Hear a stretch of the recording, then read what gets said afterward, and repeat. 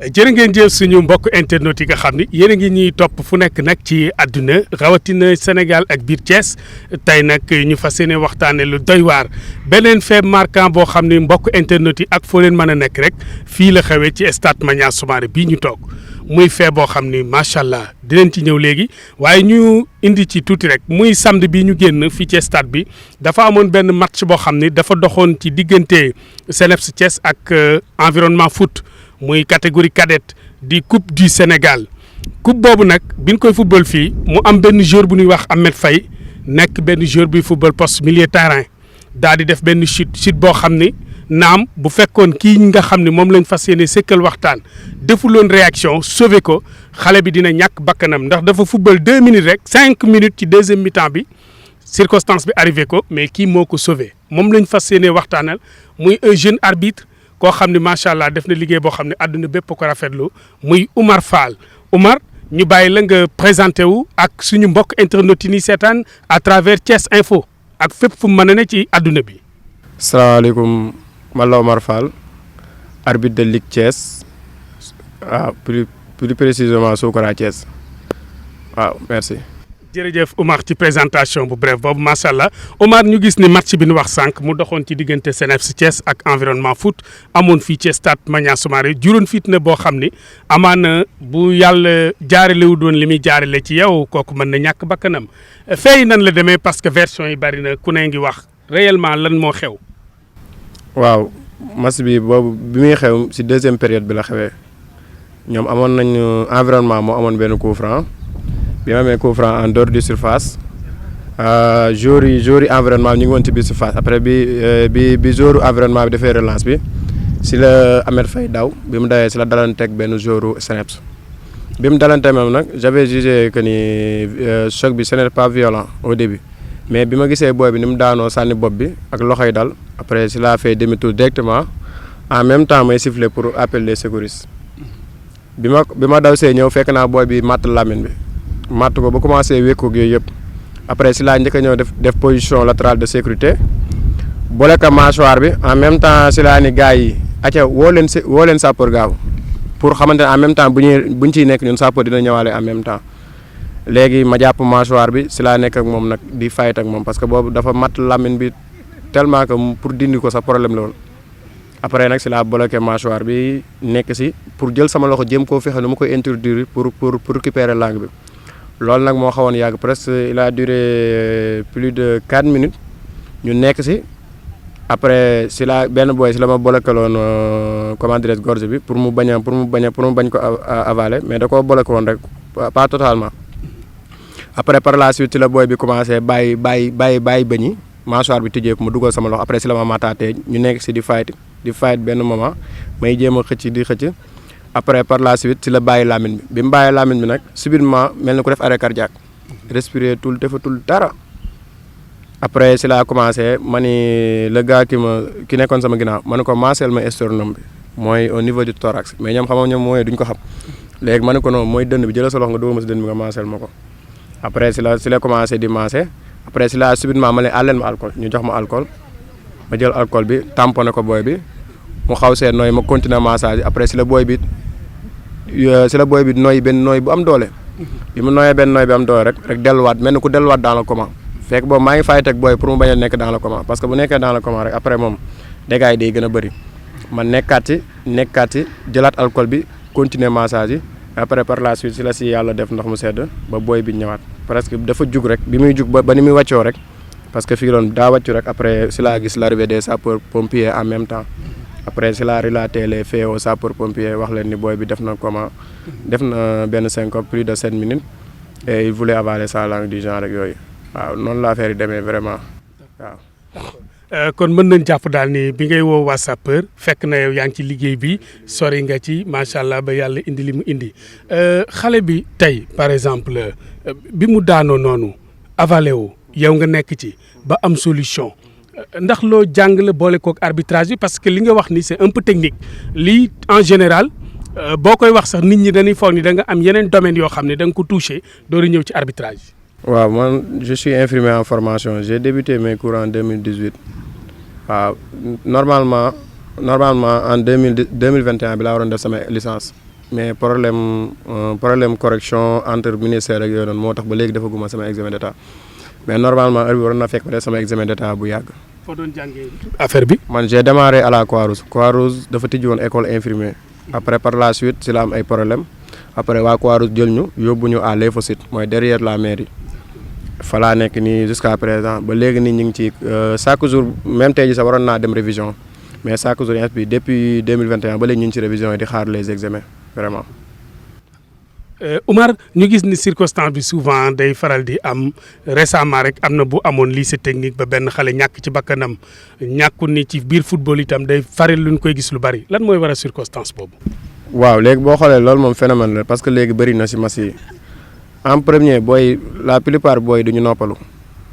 en deuxième boo xoolee mois de Ramadan booy bëri dañuy woor ba pare bëgg di football te. fi muy ëpp si li muy am mooy booy bu defee choc entre tête ak tête fa lay ëpp si li muy am parce que boo xoolee fii la neurotransmetteurs yi nekk en général. ci bopp bi waaw ci bopp bi te boo xoolee début sànge yi fa war a dem tamit daa war a suffisant comme bu amee parfois yenn choc rek mooy créer loolu noonu waaw. macha allah muy lu am solo di expérience boo xam ni ñàkkul ni ñi nii seetaan à travers Thiès Info dinañ gën a xam mbir yi ni mu demee waaye itam ñu gën ci am ay expérience ginnaaw bi nga xamee ni réaliser nga lu ni mel Ahmed affaire bi nekk loo xam ne dimension bi mu jël fi mu toll ni mi ngi jël ampleur jël dayoo ku nekk mi ngi koy waxtaanee ci àdduna même à l'extérieur ñi ngi koy waxtaanee ndax tey jii mën nañoo jàpp ni Oumar am na benn message de remerciement bu mu jot jëm ci ligue bi ligue régionale bu Thiès wala ODCAV di ay démembrement ministère des sports wala sax kuréel gi nga xam ni ñoom ñoo boot arbitre Thiès muy SOUCRA wala sax ministère des sports Matar Ba monsieur Matar Ba est-ce que réellement jot nga message de félicitation boo xam ni jóge na ci ñoom par rapport ak acte bi nga def. waaw bi affaire bi xewee monsieur Pape Sidi Lo mooy président ligue de Thiès moom woo na ma monsieur comment dirais-je Jules Latif tamit il était présent moom je pense que moom il travaille avec lui c'est le président aussi de la ligue moom tam mi ngi fi woon moom mi ngi fi woon jour boobu noonu mais Pape Sidi Lo moom woo na ma si guddi gi après j'ai vu des flyers yoo xamante ne nee nañ ma fédération moo ko defar mooy yi ñu defaroon sama photo mi circulé dans le net ñoom nee nañ ma fédération moo ko defar waaw mais à part ça nag xanaa di jot am di jàmm yi surtout waa Thiès nag vraiment parce que man moom damay jour boobu moom mën naa ni li ma jot si message xaw ma nu mu toll ak i appel ñoo xamante ne xaw ma leen sax inspiré si loolu tax laa xamante ak ñoom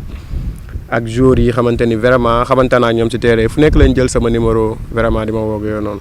waaw mais à part ça moom concernant le ministre Matar Ba jotaguma ko ak yeneen ak Augustin non pas encore. Et même les autorités de Thiès aussi autorités yi nekk moo xam politique bi wala ñeneen sax ak bonne volonté yi nga xam ne ñu ngi def ci sport bi fii ci Thiès ak discipline bu mu mën a doon aussi ak acte bi nga def.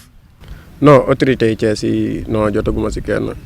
comme les maires du genre rek yooyu noonu non déedéet jotaguma si kenn te kenn wooguma si vraiment. ñu ñëwaat tuuti ci circonstances yi laataa ñuy xóotal bi booy bi daanoo wax nga ko sànq sauvé nga ko macha allah mais finalité bi lan la bi mu jugee dafa waaxu ñu génne ko terrain bi wala dafa continuer di jouer parce que deuxième mi-temps la dugg à la 5e minute. non kooku mënut a jouer kooku dans les normes sax on doit l'hospitaliser ba pare plus surveillance te dafa war a def scanner parce que ça veut dire que li tax mu xam mooy kon c'est un choc violent waaw loolu moom dañ la koy jàng sax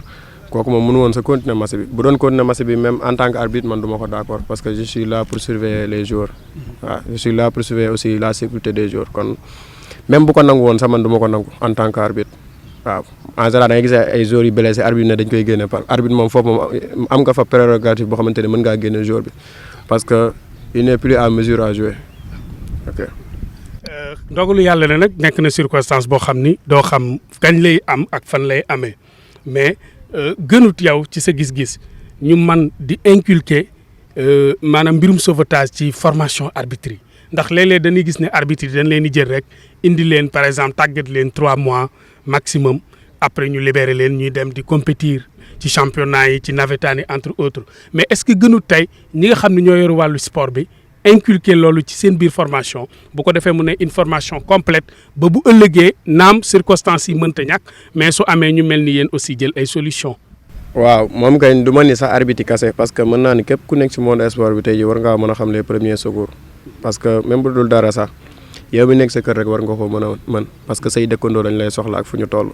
te ñoo toll si monde boo xam te ni mën naa ne nit ñi dañoo dee ba pare di dox te boo xoolee léegi dafa bëri tellement dans les masses ay jamono man en 2010 côté man mosuma dégg jour bu daanu si ay avant la à part foo yi nga daan dégg mais pour le reste boo xoolee léegi am na suñu benn frère ndeysaan Talla moo nekkoon ASC Atomique moom loolu ko dal CNEPS et par la suite de see ñàkk bakkanam même korog ki nga ma wax nii sax ne moom moo décédé école lycée technique après la ma gars yi woo sax ki ma woo na ma vraiment kii sama frère la mais tey ji boo fa nekkoon yow tey ji mën naa du demee noonu man loolu jour boobu sax bi affaire bi xewee laa yëg ni am na ku dee ku faatu lycée technique kon dafa war a doon comme les prof EPS les professeurs képp ku xamante ni tey jii au moins yaa ngi ci fonction publique xam te ñoom état am na si ñoom benn mémise wala yow sportif nga yaa ngi yëngu si milieu sport war nga mën au moins les premiers secours parce que au moins di nga mën a dimbali nit parce que tey jii bu am affaire yi amoon image nii wala booy bi moom si jëm boppam mu gis image yi ni mu demee woon je pense que ni sa gëm naa ne duggaat si terrain football parce que affaire yi c'était tellement atroce dafa metti woon te boo doonu agent de santé sax da ngay daw wala yow doo continuer parce que tu crois que ni booy bi day dee ak yooyu faatu ak yooyu di genre yooyu mais man j'ai eu la chance nekk urgence de Thiès ak yooyu noonu pendant des années yoo xamante ni depuis sama cursus mën naa ni mooy service bi ma gën a bëgg si hôpital régional dañ ma koy wax urgence Thiès moo tax genre yi bi amee subitement xalaatuma sa découragé parce que mën naa dem ak moom ba 30 minutes parce que xam naa comment faire ak xam naa ak ban moment laa war a arrêté waaw kon nag day baax képp ku xamante ni yaa ngi yëngu si milieu bi ak boo mënta nekk vraiment nga dem jàngi les premiers secours parce que di nga mën a dimbali doomu aadama yi. di nga mën a dimbali doomu aadama yi ci circonstances yu mel nii ak fu mu mën a xewee ci àdduna muy message bu am solo Omar ñu gis ni dans les villages souvent ñoom dañuy football ci ay aires de jeu yoo xam ni xëy na protection yi sax du ci am wala soit stade yoo xam ni naam am na ay tribune ak yooyu mais sécurité bi day xaw a des et souvent ce genre gi les arbitres aussi foofu dañuy gérer match yooyu lan nga leen di xelal pour que bu ñu amee circonstance yu mel nii ñu mën a jël seen i devant. waaw xam nga tey jii ñun arbitre ñun dañuy woo ñu ñëw arbitrer ndax xam nga ñun compétition yi organisé wuñu ko en général tey jii su ma doon wax dama naan comme les organisateurs ñoom tey jii ñoo war a jël seen devant parce que même bu doonee au moins benn sécurité wala benn infirmier bu nekk poste santé ba sax yow na jar nga jël ko benn 2 heures de temps boobu sax na ko ngir yàlla ñëwal assister ma match bi wala nga transporter ko au moins mu ñëw parce que agents de santé yi ils sont partout te da ngay gis agents de santé yoo xamante ni tey jii amuñu dara lu ñu def benn salaire yi ñu leen proposé jaratu ko toog nañ seen kër dañ koy bàyyi sax dem doon ay commerçant j'en ai vu beaucoup ay xale jigéen am te dañ koy mujj a bàyyi dem dugg si monde de la business ak yooyu du genre yooyu te tey jii dëkk boo dem ñoom xam nañ ku nekk lan mooy fas fonction ak lan nga mën kon mën naa jàpp ni tey jii organisateurs yi ñoom war nañoo mën a dem au niveau des villages xool tey jii nan la ñu war a mën a fexe ba organiser seen i compétition au moins mu am sa benn sécurité wala benn agent de santé parce que cas yi bi am si kii nga ni da ngay xaar sapeur mardi Italie balaa muy ñëw moom mën naa ni leneen la ñuy wax vraiment. dafay gaaw macha allah muy lu am solo Omar ba tey ñu xuus rek ci li nga xam ni mooy exclusivité bi ñu am ak yow ginnaaw bi nga sauvé bakkan nekk jeune macha allah nekk référence également parce que àdduna bépp rafetlu nañ ko Omar ñu gis ba tey ci seen métier bu ñu la déggee sànq sa wax dafa mel ni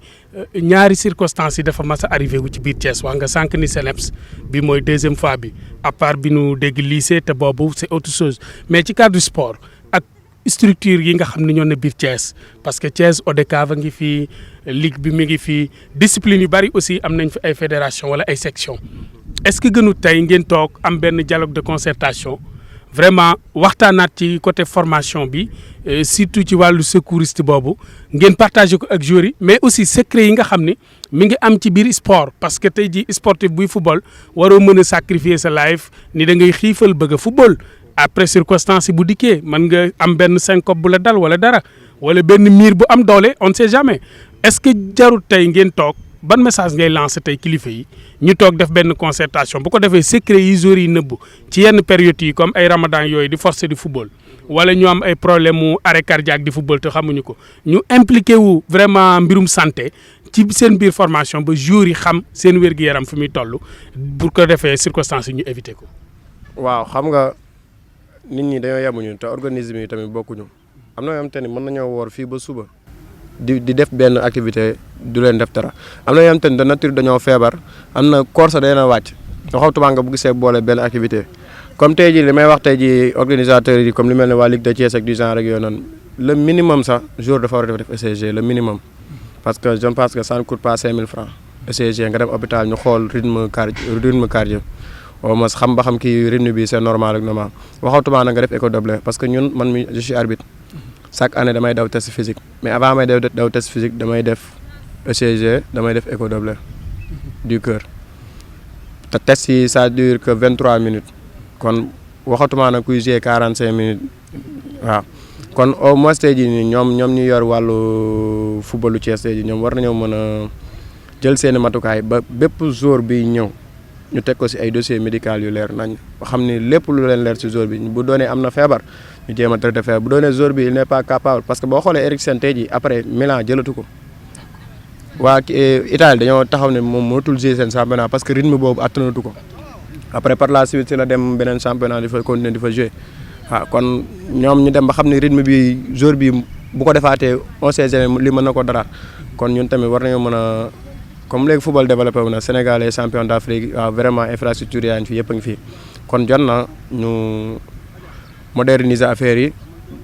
plus de professionnalisme aussi. ok muy message bu solennel ñu ñëw nag ci li nga xam ni moo di perspective yi ñu gis ne yaa ngi ci métier arbitrage xale nga macha allah nekk ci ak say moroom vraiment ngeen nekk ci di def liggéey bu am solo àdduna bépp di ko rafetlu bu ñu xool tey ëllëgu Oumar Fall lan lañ mën a jàpp sa ëllëg ci arbitrage bi lan la.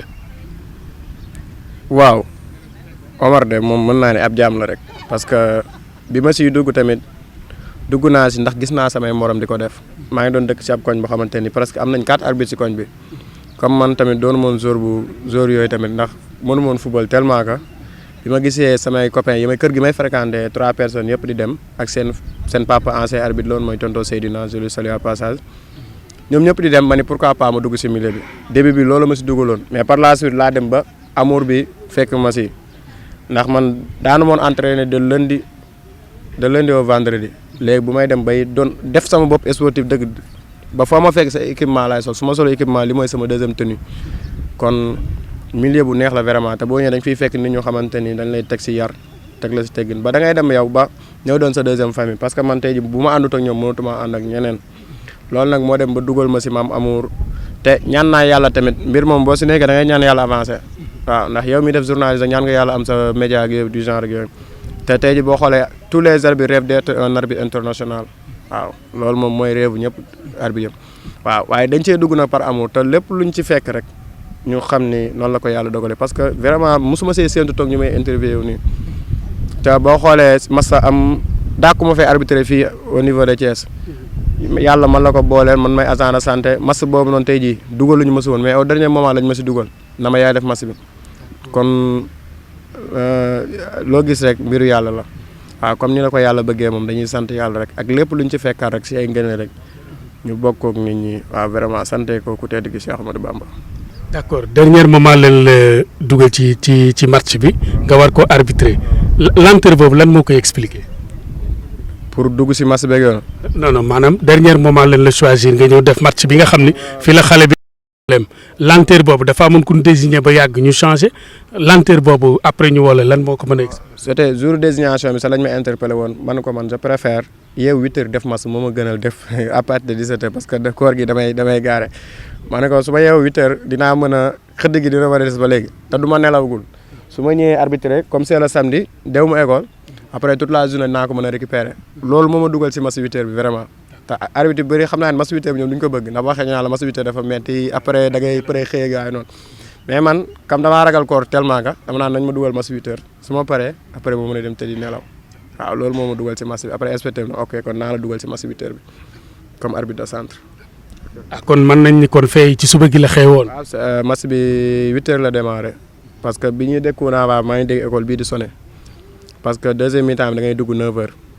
ay 9h et quelques yooyu si l'affaire yi xewee noonu vraiment. d'accord ñu jàll ba tey ci li nga xam ni nag moo di sa diggante ak ñi nga sekkal liggéey bi rawatina jëf ji nga def ban message nga ciy lancé. waaw comme li may wax rek vraiment ñu gën a veiller tamit si joueurs yi comme yenn contact yi di am si match yi parce que tamit on sait jamais joueurs yi malgré que mën nañoo tricher du genre ak yooyu mais mieux vaut rek nga xool parce que tey jii boo deful nànk tey jii bu ma am na nu ma doon dawee wala ma dem ba si beneen surface bu ñëw fekk booy bi décédé tey jii nii même bu ma doon responsable dina am yenn étiquettes yoo xam te ne mën na maa topp durant toute ma carrière te même bu dul dara psychologiquement mën na laa affecté tamit encore une fois parce que tamit mën nga ni woon su ma dawoon dëppool su ma dawoon xool booy bi directement peut-être loolu la mënoon xew te ñun comme ñun dafa bokk su ñun ñu ne on doit veiller sur la sécurité des joueurs moom mieux vaut ñu gën a veiller sécurité joueurs yi te képp ku si mën a xam ni te mën ngaa def benn formation boo xam te ne au moins mën na laa dimbali nga def les premiers secours nga dem defe ji ko ok. muy la am solo ñu ñëwaat nag laataa ñuy tëj ndax xam naa li ñu dese bareetut mais laataa ñuy tëj rek ñu ñëw très rapidement ci kan nga doore arbitrage parce que nee nga ni dañ ci dugg par passion par amour vraiment am na yu bari nag yu ci nekk waaye yow gisagoo loolu li nga gis mooy métier bi ni mu articulé nan ngay def pour gagner ci maximum d'expérience bu ko defee ñu lay dégg macha allah fi ñuy dégg arbitre yu bari ci Sénégal muy motivation bu am solo. vraiment motivation boo xam ne képp kuy jeune di dégager développement personnel rek ci lépp loo yëngu vraiment bu ñu déggee sa kàddu gi mën nañu ci teg loxo xam ni motivation bu baax la ci wàllu woowu kañ nga commencé arbitrage ak bi nga ci duggee ak léegi lan mooy bànneex yi nga rencontré ko ci ak jafe-jafe yi. waaw vraiment bi ma si dugg mën naa ne benn frère Alioune Ndoye moom moo ñu ancé woon moom laa gis moom mu daan dem di arbitré ji bu ñuy football si man Alioune Fagele ma ne day arbitré ji. te xam nga rek parfois da ngay gis grand si koñ nag gis ko muy def dara mu neex la war nga ñëw stade ni mu bëree mu am accès dugg si stade bi du passe du def yëpp dara xam nga xale yi lu koy influencé dafa yomb parce que man bi ma si dugg c'était en 2016 presque mën naa ni 17 ans laay am ak yooyu noonu te boobu mënoon naa dem football ji comme samay morom dem cadet yooyu yëpp léegi say morom bu ñu lay gis ngay arbitré sax dañ la daa reetaan au début parce que dañ naan loo teree dem football ñoom jàpp ne arbitrage ma ko war a def hors code loolu waaw loolu moom si dugal ci Alioune Ndoye la jaaree après ndeysaan mu dugal ma si di ma encadré après boobu ñetti rakkam tam ñu ngi ci ak benn copain bu nekkoon si koñ ba Pape Demba ñoom Bamba Ndoye ñoom ñëpp nekkoon ci waaw ak ay Abdallah ma ni pourquoi pas nag ma dem ànd ak ñoom loolu moom si dugal dès le début après bi ma si duggee 2015 2016 ma def examen am premier examen 2021 tamit yàlla dimbalaat ma am sama deuxième examen en sama arbitre de ligue la waaw instant yi fédéral moo ma desee si comme grade ak international nomination la waaw loolu daal mu desee waaw li ma si gën a neex nag moom bëri na vraiment parce que tamit da ngay dem ba dama koy ànd sama copain ñu ne ma yow ma leen sport day boole benn te da lay may yenn visibilité yi ndax damay romb si mbedd mi xale yi taalibe seen ndeysaan da ngay romb ñu daw naa la arbitre duñu xam sa tur en général xale yi taalibe wala nga romb ñu ne la waa mais monsieur l'arbitre wala ñu bëri da nga ci am ay copains policiers am si ay copains procureur agent de santé ku nekk nga siy xam te loolu milieu bi ko mën a maye ñun tamit milieu bi ñu nekk ni tamit noonu la bëree ay cadre ay homme de tenue am te ñu ngi ci ay professeurs léppañ ci vraiment tey ji lépp loo bëggoon bu la neexee doo génn milieu sport bi te xam nga nan ngay def ba am ko te loolu lépp arbitrage moo la ko may vraiment waaw li si des nag moom ñu teg ko si loxoy yàlla rek waaw. mais sentiroo benn jafe-jafe ci sa biir carrière donte gàtt na parce que 2009 2016 ba 2022 ñàkkul ni xëy na dina am moment yu neex mais dina am yu naqari yooyu phase yooyu lan la circonstances yooyu. non du ñàkk nag xam nga àdduna moom mbir mooy nekk rek bu ko yàlla naree neexal ñu am si yaakaar sax tout début est difficile mais man damaa doon nit yoo xamante ni man àdduna du ma si teg sama bopp nattu. du ma teg sama bopp pression parce que damaa judd doon jullit judd doon taalibe Sëñ Touba kon am na lu bëri man nit du ma ko dund sama àdduna ñu bëri dañ koy wax sax dañ naan man du ma dund pression tey ji mën naa am problème bi gën a rëy si àdduna mais bëgguma nit xam ko sama visage voilà tey ji damay wax sax naan j'ai pas peur des sanctions parce que kuy def ku fautif la ñuy sanctionné te buñ la sanctionné nga xam ne yow mi li nga def yéen la war sanctionné da nga ko war a jëlee positivement pour la prochaine fois nga bañ a def yeneen ak yooyu noonu waaw loolu la kon lépp lu ma si dund rek dama koy jëlee positivement vraiment parce que lii nii mosuma ko sewoon xalaat léegi mbedd mi da ngay romb sax nit tee la jàmm sant ak yow joxuloo xaalis joxuloo dara mais dafa rafet waxtaan ak yow nit woo la vraiment sama yaay démb ñëw nañu interview wu ko yooyu yëpp vraiment da ngay xam ne lii daal sant yàlla rek la moom ak lu waroon am la te yàlla fii la ko jaare la woon peut-être su ma doon football fii ba déwén du demee noonu ok. sànq wax nga itam xam naa léegi ñu tëj quelques minutes rek benn une minute très rapidement sànq wax nga ni boy bi di Ahmed Faye bu jugee ci circonstance bi war na am benn temps de repos xoolaat yaramam ci wàllu wér-gu-yaram waaye depuis samedi ak léegi ndax am nga benn nouvelle bu jugee ci moom ci état de santé am wala ci équipe bi ñu informé la benn comportement wala benn avancement boo xam ne vraiment dal na xel ci wér-gu-yaramam. non depuis boobu nag amaatuma si moom booy benn nouvelle vraiment venant de son équipe ou bien ses parents non ok. ba tey defoo benn jéego aussi pour xam ci dara. waaw defagu moon nag benn jéego nag pour xam ci dara mais ñun agent de santé dañ naan la malade boo ko déggul rek moom mi ngi sant bu baax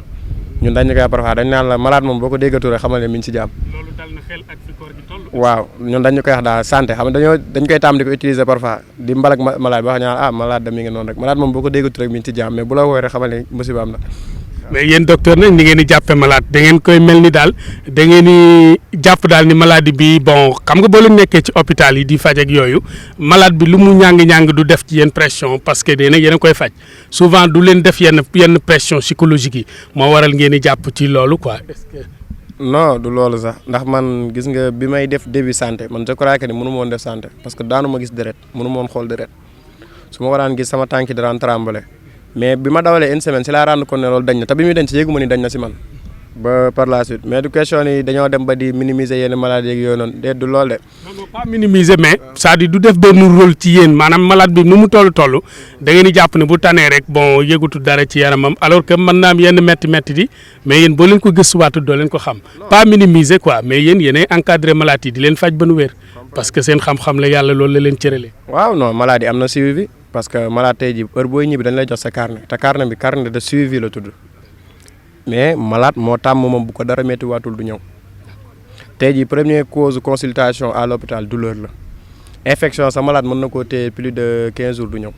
mais douleur mooy première cause de consultation à l'hôpital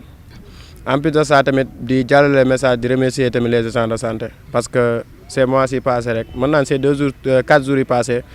dégg nañ fi ñoom lu nekk vraiment te di xamal ne ñëpp yamuñu ce qui s'est passé à Louga tey jii duñu ne même bu ko agent santé bi defee tamit man du ma ko cautionner positivement wala di ko jéem a défendre rek loolu la mais agent de santé ce n'est pas n'importe qui dans ce pays là parce que maa ngi wérgu yaram moo tax ñu toog fii buñ ko amul woon du ñu toog fii kon jot na population bi tey jii même agent de santé bu defee erreur tey jii war nañ koo mën a am benn compréhension bu ñu dawal envers lui au moment bi asukan di décédé nii hôpital régional boo demee di nga fa fekk plus de 10 accouchements normal qu'on dise la vérité ni agent de santé defee erreur yeneen corps yi def nañ fi erreur benn bu dul ñaar te pourtant dañ koo nës naxal dans la vie nag foo dem y a des brebis galeuses y a des journalistes brebis galeuses y a des hommes de tenue n'importe où non yaa ñuy tooñ de Omar mais boo gisee le cas de Astou Sokhna à Louga bon bi affaire yi amee dégg nga jëkkëru Astou Sokhna li mu wax nee na Modou Mboup nee na gars yi dañ ko sàggane 9h30 ba 5h du matin amuñu benn réaction bu ñu def ci soxnaam lu dul ki lay war a opérer suba lay ñëw bu ñu sukkandikoo ci source yi mu doon dévoilé beneen bi ci des mooy bi mbir mi amee 48 heures président de la République jël na benn décret en conseil des ministres sanctionné le directeur kon dafay mel ni ñooñu aussi bu ñu xoolee ci fee yooyu rek dafay mel ni ci suñu xel ñooñu dañu fautif aussi est-ce que tey ñu fautif yow nga ñëw bëgg leen a jàppal tànk ba pare di sànni xeex journaliste yi est-ce que loolu logique na. non jàppal ma leen tànk déggoo li ma la wax man la li fa xew sax du ma ko cautionner comme positivement parce que tamit j'ai pas eu tamit tous les détails là-bas moo tax du ma si xóot du ma si sori mais damay wax comme en tant que agent de santé. que état du Sénégal tey na war a gëstu jàppale leen sur le indemnité démb rek maa ngi déglu ministre bi muy wax ne dinañ xoolaat indemnité yi dinañ xoolaat yëpp dinañ parce que am na agent de santé am te ñu ngi dund des moments difficiles yoo xamante ni tey ji boo doon agent de santé mënoo koo xam ñoo xamante ni am nañ seen diplôme ba xam te lan leen di fay jaru ko buñ la ko waxee doo ko gëm ñu ngi koy wax si média bi nit ñi di ko reetaan mais ça existe vraiment peut-être ministre bi tamit yëgu ko directeur hôpital yi ñoo koy def ak yooyu noonu waaw mais defuma ko ngir jàppal tànk agent de santé defuma ko dara dañoo doon am te métier bu noble la te dara gënu koo noble ici au Sénégal di wax population bi ñu nag ñoom benn lañ suñuy mbokk lañ suñuy xarit lañ te suñuy papa ak suñuy yaay rek a fi nekk nit ñi nag ñoo bokk te yemuñu tey jii man ni ma mel keneen mën na koo bañ a mel am na ñoo xamante ni tey jii hôpital tey jii boo leen fa fekkee seen i bëñu weex ngay fekk si ñoom am na yoo xamante ni seen i kër la ñuy meree bu ñu ñëwee indi ko si hôpital bi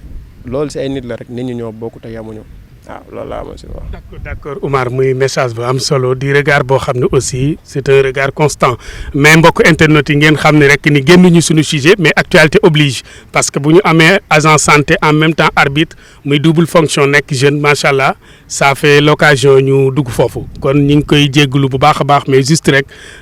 yokk cere dolli ñeex comme ni ko olof di waxee sa kàddu gu mujj lan lay doon mbokk internet yi ni seetaan ñi nga sekk liggéey bi équipe yi ngeen di cautionné Sénégal àdduna lan la. waaw sama kàddu bu mujj moom comme li ma ko daan waxee rek di sant di gërëm sama yaay vraiment di sant di gërëm sama yaay di sant di gërëm sama yaay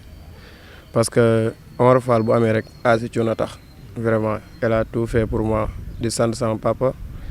di sant samay collègues arbitres comme Barami vraiment depuis ce matin ba léegi mi ngi fi di sant sunu président yi en commençant président Malang Diédhiou monsieur Audi Dia monsieur Victor Dieng vraiment président yoo xamante ni ñoom seen jëm bopp rek dañ lay respect bi ñuy daw ak yow day tax yow arbitre bi yow yenn doo mën a def yenn kii te loolu dafa baax si njiit bu la joxee cër rek yenn yu bëri doo ko mën a def parce que nit la rek Moussa boo ko dàkkee ba mu sës sa miir ba bu yàggee fippo mais boo amee njiit yu la gën a ëpp yar ba pare jox la cër yu bëri doo ko mën a def waaw loolu laa mën si wax di sant tamit waa Thiès vraiment ndax gis naa message yi ndax ñun ñëpp benn lañ surtout le monde sportif vraiment ñu ñëpp benn lañ gis nañu message yi gis nañu taxaw yi ku nekk ak ndey woo te ku nekk mi ngi lay yéene lu nekk naan yàlla na la président woo yëg mais vraiment bi ñu koy def séntu woon si woon loolu dañ ko def rek comme entre jullit ak jullit comme entre nit ak nit gis sa mbokk jullit bu nekk si dans des difficultés nga dimbali ko loolu rek moo tax ñu def ko waaw yéen tamit di leen sant di leen gërëm ndax mënoon na leen see bañ a fekk vraiment waa Thiès Info vraiment yàlla na télé bi jëm sa kanam ba ñu dégg seen tur fu xamante ni fu rayoon njort xam ni nga waxee ok. amiin Omar ñaata at la toll. man j'ai 27 ans. yaa ngi 27 ans jamono bi waaw 27 ans la mbokk internet yi fii nag la ñu yegsee ci cappaandaw ji di stade Maniang Soumaré précisément fi nga xam ne mooy surface de réparation bi nga xam ni fi la Ahmed Faye daanoo woon samedi bi 8h jëm 9h jotee doon bëgg a dem ci anam wu doy waar Omar nekk un jeune arbitre nekk Thiessois nekk ku bëgg métier mi ànd ak ay collaborateurs am vraiment ñu tàggat ko macha allah mu indiwaat bakkan bi xale bi delluwaat ci ay activités sportives am moom la Thiès Info doon découvrir ngir mën a xam li xew lan la dégg ngeen ko kon dañ leen di bàyyi ngeen seetaan exclusivité bi Malick Sarr Gueye moo ko doon dalal fii ci pelouse bu rafet bi macha allah ànd ak Ibrahima Ndiaye le grand technicien ñuy nuyu nag waa Soukra bi li ko tàmbalee ci président bi ak ñëpp ak sa collaborateur bi Badou je pense. Bada Fall Niang nekk moom it arbitre boo xam ne macha allah yàgg naa koo gis ci navétane yàgg koo gis ci ligue fédérale yàgg koo gis ci compétition sportive surtout football mu ci def liggéey bu am solo ak ñi mu ko àndal ñëpp ñu ngi leen jaajëfal di leen jox dig daje ci kanam ak yeneen information yu gën a plausible jàngeen jëf di leen bàyyi nag ngeen seetaan bi ndax Oumar macha allah dafa def lu rëy te ku def lu rëy am lu rëy kon mbokk internet yi ñu ne yéen ak Omar ci Thiès Info jërë ngeen jëf.